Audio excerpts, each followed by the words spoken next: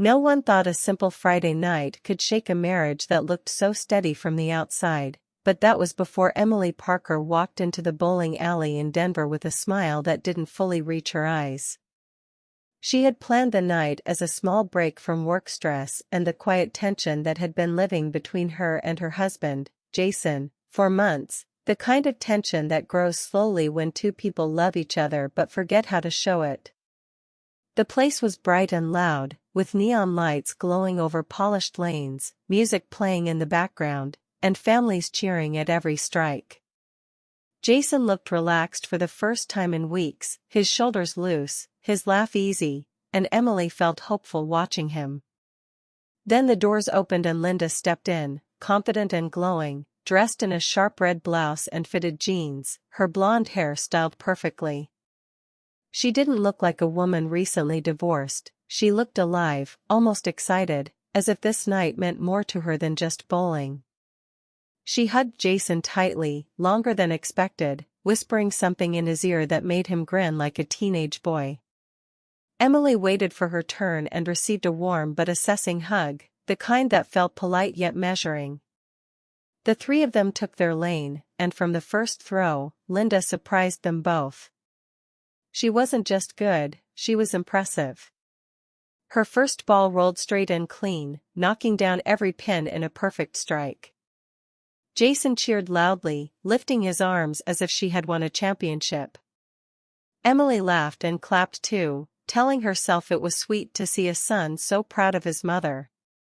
As the game moved quickly, Jason and Linda fell into old stories from his childhood, memories of camping trips in Colorado, late-night ice cream runs, and silly accidents that only they seemed to fully understand. Emily smiled and listened, but she felt like a guest in a private club. When it was her turn to bowl, she tried to match their energy, focusing on the lane, but her ball curved at the last second and missed the pocket. Jason teased her gently, yet his eyes shifted back to Linda almost immediately, as if seeking her approval. Linda stepped closer to Jason after his turn, adjusting his grip on the ball, her hands guiding his fingers with careful attention. It lasted only a moment, nothing improper, nothing anyone could accuse, yet something about the closeness felt too intimate for comfort. Emily brushed away the feeling, blaming her own stress.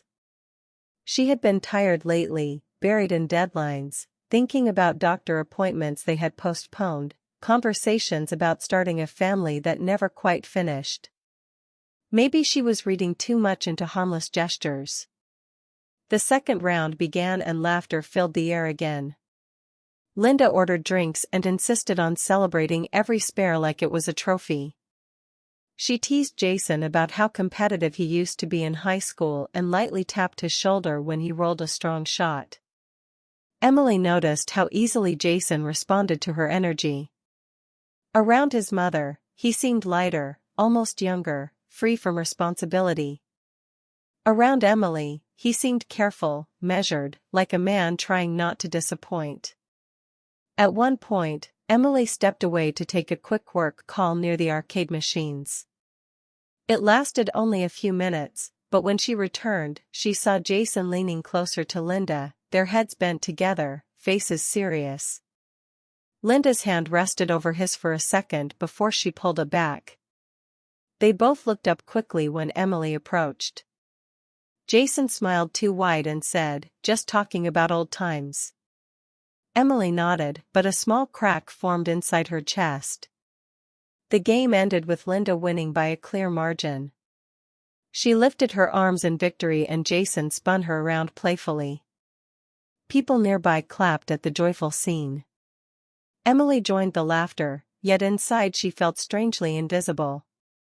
As they sat down to eat pizza, Linda suggested making bowling night a weekly tradition. "It's good for us," she said, looking directly at Jason. "We need time together." Jason agreed without hesitation. Emily waited for him to glance at her, to check if she was comfortable with the idea, but he didn't. That was the moment the excitement of the night shifted into something quieter and heavier. It wasn't about jealousy in a dramatic way.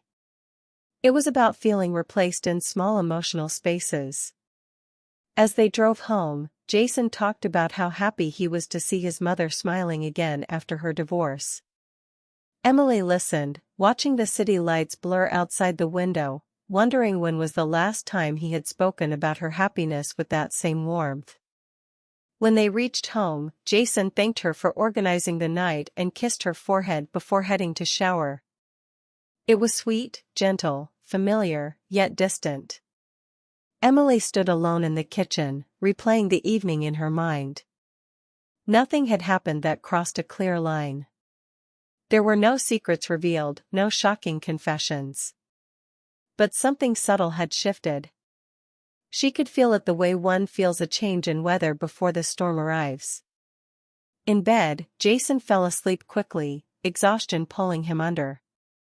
Emily lay awake beside him, staring at the ceiling, hearing the echo of bowling pins crashing in her memory. She realized that what unsettled her wasn't one touch or one laugh. It was the way Jason had looked alive in a way she hadn't seen in months. It was the way Linda's presence filled the room so easily. And it was the quiet fear that maybe, without meaning to, she had slowly stepped out of the center of her own marriage. That night, as the house settled into silence, Emily understood something she couldn't yet put into words. The game they played at the bowling alley had been simple, but the emotional score between them had just begun to change, and she didn't know if she was winning or losing. After that first bowling night, the changes in Jason were small but steady, like quiet drops of water that slowly shape stone, and Emily felt each one even when she tried not to notice. He began stopping by his mother Linda's house after work more often, always with a simple reason: she needed help fixing a shelf. She felt lonely, she wanted company for dinner, but the visits stretched longer each week, turning into late evenings where Emily sat alone on the couch watching the clock move past 10, then 11, telling herself not to overthink. When he came home, he smelled like Linda's vanilla candles and talked about how strong she was trying to be after her divorce, how brave she sounded, how proud he felt of her. Emily listened and nodded, wanting to be supportive, yet a quiet ache formed in her chest because he hadn't spoken about her strengths in a long time. Soon the phone call started, soft vibrations lighting up his screen late at night. At first, he answered beside her in bed, his voice calm and caring, but after a few nights he began stepping into the hallway or outside onto the porch, saying he didn't want to disturb her sleep. Emily would lie awake anyway, staring at the ceiling, hearing the low murmur of his voice through the door, catching pieces of sentences like "I understand" and "you can always talk to me." One night she walked to the kitchen for water and saw him through the window, standing under the porch light, his expression intense and protective, as if he were carrying the weight of someone's broken heart. When he returned, she asked gently if everything was okay, and he sighed, running a hand through his hair, saying his mom felt lost and he was just trying to be there for her. Emily reached for his hand and said she understood, but inside she wondered when he would start being there for her with the same urgency. The next bowling night felt different from the start. Linda arrived looking bright and confident, wearing a perfume that stirred a memory in Emily's mind because Jason had once bought that same scent for her during their first anniversary. Linda hugged him warmly, holding his shoulders as she complimented how well he looked, and Jason smiled in a way that seemed almost shy. The game moved quickly, laughter bouncing off the walls, but Emily noticed how often Jason looked toward his mother after every throw, waiting for her reaction, while barely glancing at his wife. When he missed an easy spare, Linda stepped behind him to guide his hands again, her tone playful, telling him he was still her champion. Emily told herself it was innocent, yet something about the closeness felt heavy. During a break, Emily checked her phone and saw a message pop up on Jason's screen as he set it on the table. "Thank you for understanding me the way no one else does." The sender's name read Mom, and though the words were simple, they carried a weight that made Emily's stomach tighten. She didn't say anything then, she just watched as Jason quickly flipped his phone over and changed the subject. At home later that night, she tried to reconnect with him, suggesting they plan a weekend trip or have dinner alone like they used to, but he seemed distracted, nodding without real focus, his mind somewhere else. Days passed, and the pattern deepened.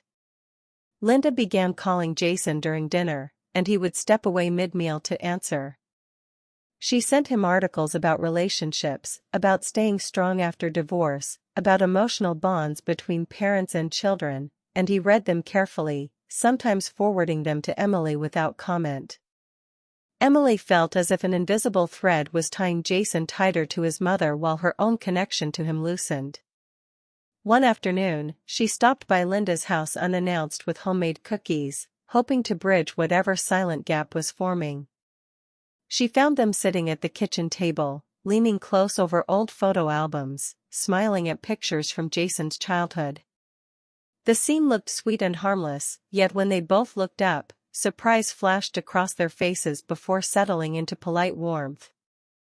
Linda thanked her for the cookies, complimenting her baking, but her eyes held a quiet confidence that unsettled Emily. On the drive home, Jason talked about how emotional it had been revisiting old memories, how much he had missed those simpler times. Emily listened, wondering if he missed something else too.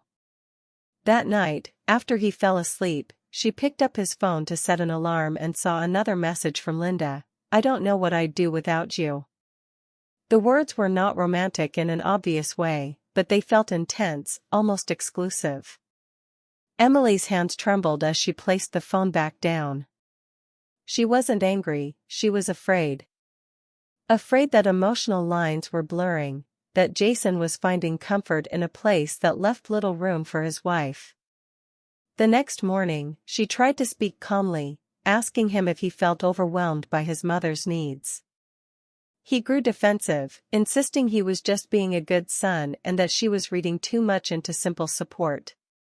His tone wasn't cruel, but it was distant, as if he had already built a wall around the subject. Emily realized then that the issue wasn't one dramatic act, it was the steady shift of emotional energy. Jason began sharing his daily worries with Linda first, texting her about work stress before mentioning it to Emily. He sought her advice on small decisions, like fixing the car or changing jobs, while Emily learned about these conversations later, almost by accident. The house felt quieter even when they were both inside it. Meals were shorter, conversations lighter, intimacy softer and less certain. Emily stood at the sink one evening, watching Jason laugh at a message on his phone, and she felt like a stranger observing her own life. Nothing had crossed a clear physical boundary, nothing that could be pointed at as proof of betrayal, yet the emotional closeness between Jason and Linda was growing in a way that left Emily standing outside. She began to question herself, wondering if her long work hours had pushed him away, if her quiet stress had made her less present. But deep down she knew marriage required balance, and something was tipping. One late night, as Jason stepped outside once more to take a call, Emily followed quietly to the hallway and heard him say, "You're the only one who truly gets me right now." The words were soft but clear. Her heart sank, not because they were spoken to another woman in a romantic way, but because they revealed where his emotional center had shifted. When he came back inside, she pretended to be asleep, tears sliding silently across her pillow. She realized that this wasn't a loud betrayal filled with drama, it was a quiet drift, a slow emotional entanglement built on loneliness and comfort. And as she lay there in the dark, she understood that if something didn't change soon, she might lose her husband not to passion or scandal, but to a bond that had quietly grown stronger than their own. Emily did not sleep the night she heard Jason whisper on the porch that someone else understood him better than she did. And by morning her sadness had turned into quiet determination because she knew she could not let silence slowly erase her marriage, so instead of accusing or crying again she decided to face the situation with calm strength and invited Linda out for coffee at a small cafe near the river in Denver, choosing a public place filled with soft music and normal conversation so emotions would stay controlled. When Linda arrived she looked polished and confident, greeting Emily with a warm smile that felt practiced. And for a moment they spoke about simple things like the weather and work until Emily gently shifted the tone, saying she valued family but lately felt distance growing in her marriage, her voice steady even though her hands trembled slightly around her cup, and Linda listened without interrupting, her expression thoughtful yet guarded. Emily explained that she respected the bond between mother and son but sensed that emotional lines were getting blurred, not in an obvious or improper way but in a way that left little room for a wife, and Linda leaned back slowly, studying her, before admitting that after her divorce she had felt invisible and unimportant, and Jason's attention had made her feel strong again, needed again, reminding her of years when she was the center of his world. She insisted she never meant harm, yet her words carried a quiet truth. She had grown comfortable being his main source of emotional support. Emily responded softly that marriage required that same closeness and that lately she felt replaced in small but painful ways. And for the first time Linda's confident posture softened as she looked down at her coffee and whispered that she never wanted to compete but perhaps she had been holding on too tightly to a role that had naturally changed. The conversation ended without anger, only with a heavy understanding that something delicate had to shift, and when Emily returned home she found Jason in the living room, scrolling through his phone, unaware that the balance of his life was about to be questioned. She sat beside him and calmly told him about the coffee meeting, watching surprise cross his face.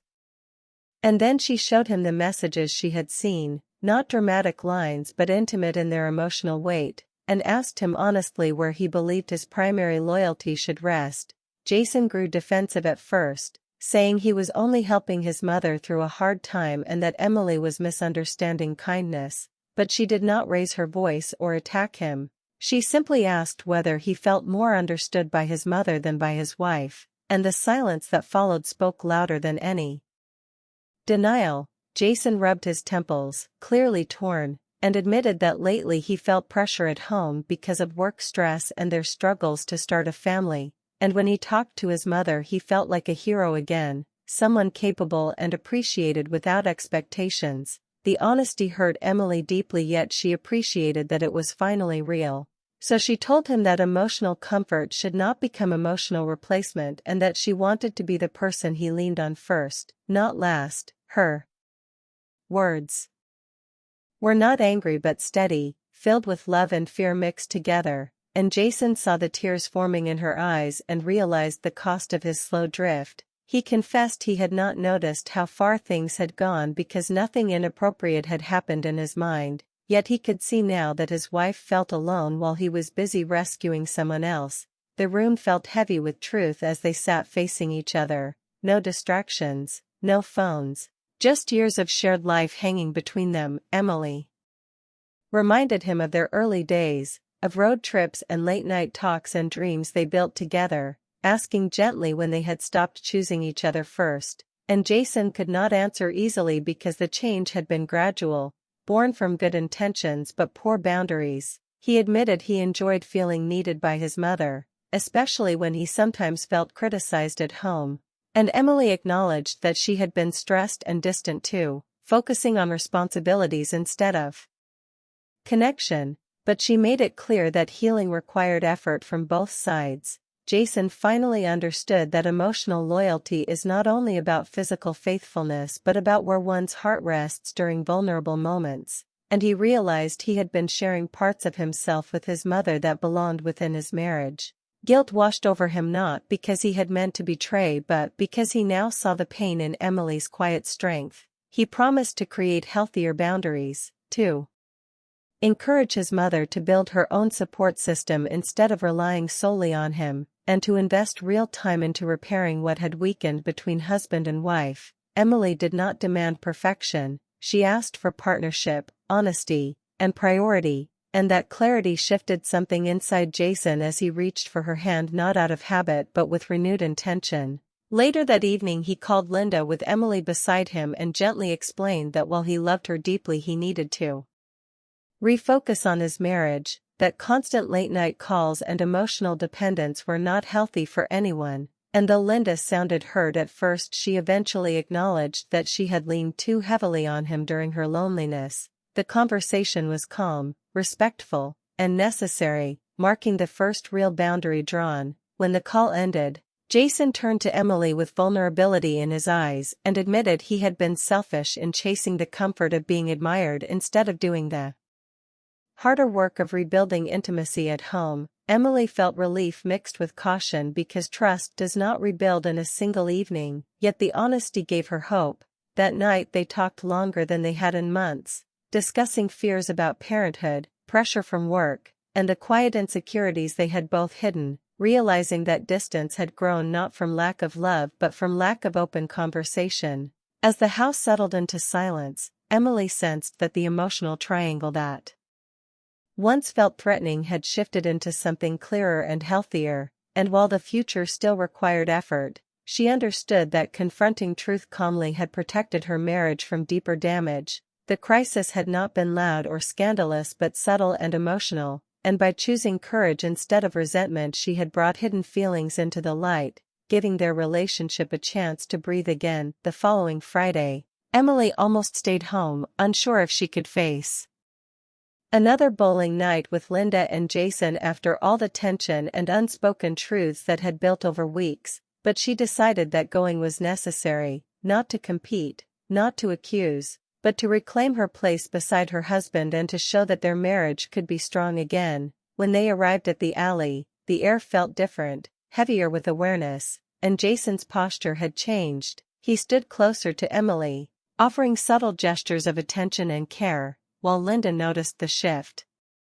Immediately, her confident smile slightly tempered by curiosity and caution. As they played, Emily focused on being present, throwing her balls with energy, laughing at near misses, and engaging Jason in inside jokes they had shared for years, and she noticed how he responded differently, eyes lighting up when she praised his form or teased him gently, making her feel like the partner he once had been emotionally aligned with, while Linda, sensing the boundaries, kept her gestures polite and less familiar, careful not to overstep.